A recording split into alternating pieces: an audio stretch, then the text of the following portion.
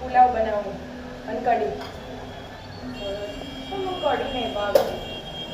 કાલે મગનું શાક ને ભાત બનાવ્યા હતા ને તે તાર પપ્પાને કઢી ખાવી હતી પણ શાક ને ભાત બે બનાવી દીધું હતું પછી વધો પછી ફેંકી દેવું પડે એટલે મેં કઢી નથી બનાવી એટલે આજે કઢી બનાવું. એમ ના ખાઈ જવાય બેટા. ચાલે. હું ના ચાલો. પુલાવ તો તીખા બનાવ્યો તીખા મસ્ત લાગે. હા તીખા જ બનાવો. મને ખબર તો કેવી રીતે બનાવવા કે અહીંયા ઊભું રહેવું પડે તો આવડે. ઊભી જ છું. ઊભી જ છે ને. હા તો જો ઘી લેવાનું એકલું. હા ઘીમાં બનાવવાના પુલાવ. કઈ ગરમ થાય ને પછી વઘાર કરું ને એટલે તને બતાવું.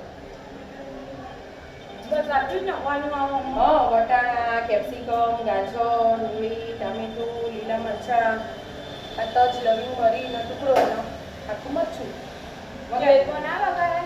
તેલમાં વઘારે પણ ઘીમાં મસ્ત સ્વાદ આવે. હવે જીરું નાખી દેવાનું અને હિંગ નાખી દીધું અને આ નાખી દીધું.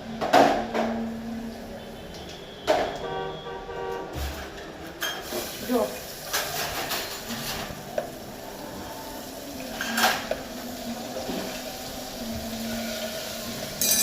પલાવ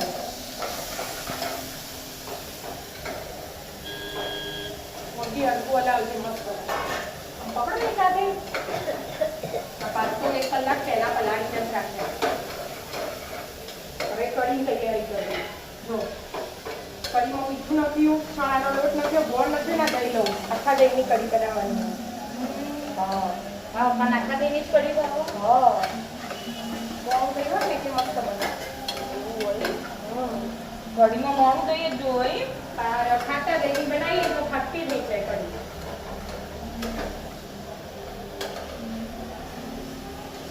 આમાં બીજું કશું નાખવાનું ના હોય. હા મીઠું નાખવાનું ગેસ ધીમો કરી દેવું પડે. મને એવું ખબર છે.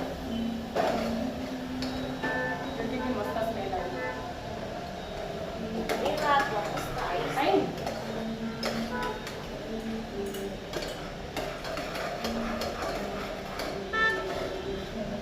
કઢીમાં મરચાં ને બધું કોડી નતું ને આદુ મરચાં ને બ્લેન્ડર ફેરવી દેવાનું એટલે પણ ફેરવી નહીં જાય.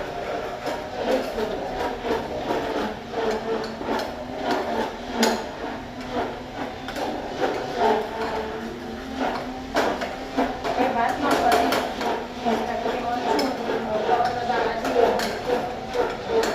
કરશું લખી દઉં. કેટલું નાખું?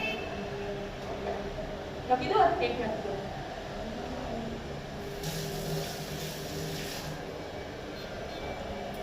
કઈ બીજું?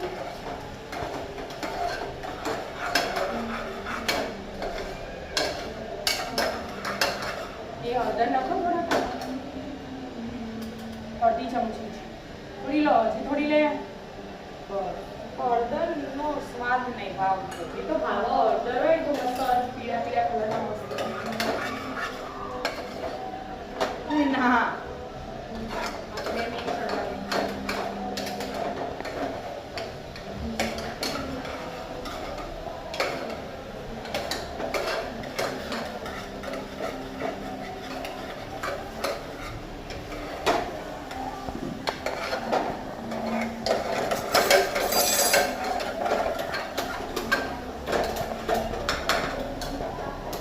મને થાક લાગે. કેટલી વારમાં ના થાક લાગી જાય. કે હળદર મૂકી જવું આજે. એ તો અમે કઈ રીતે ખાવા બનાવતો હશું કે હવે દુખવું વાળી બધું જ નહીં કોણ.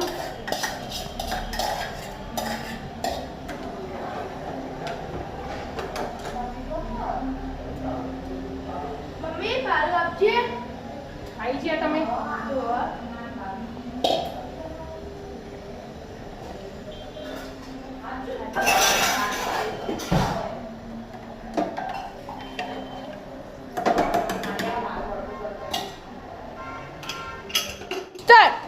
જો વિદ્યા કેવા ખુલ્લા ખુલ્લા બને. સરસ બનાયા મમ્મી. તું એ કાણ હળદર મરચું તો બધું હું એ નાખી તો હું એ જ બનાયા હોય કે. સારું હેડતી મોહમ્મદ તું એ બનાયા આ દર રવિવારે તાર રજા હોય તારે જ ખાવાનું બનાવવાનું. તને આવડીએ છે મને તો બધું જ આવડે જુઠ્ઠી